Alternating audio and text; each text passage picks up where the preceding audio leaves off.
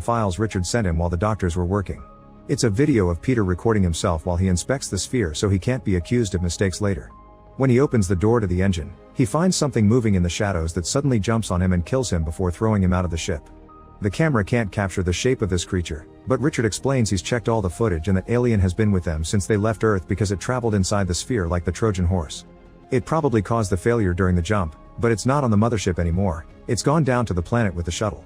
Richard can track it because the alien causes interference in the electromagnetic field, explaining the bad recording.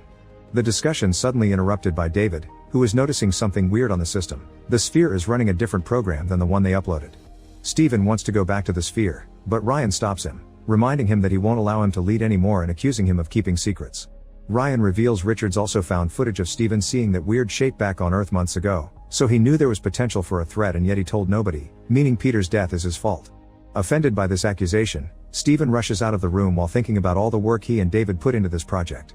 Steven hadn't been sure David should have come with them because he was still grieving, but David convinced him he was fine and wanted to make a better Earth to prevent other kids from dying like his daughter did. Moments later, Steven meets with David and asks him to sneak out with him through the airlock to check on the sphere. David doesn't want to disobey Ryan, but Steven changes his mind by reminding him of his daughter and the future of the planet. As soon as they make it to the cave, they notice the sphere is creating an alien life form faster than it created life on Earth because someone readjusted the settings.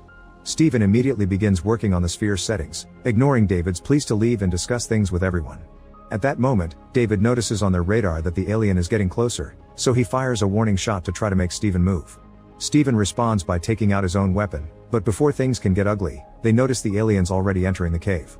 After Steven grabs a piece of the sphere to take with him, both men begin running away, noticing the creatures getting closer because of its shadows and the noises it makes. They finally get a full view of it when they leave the cave, but before the creature can attack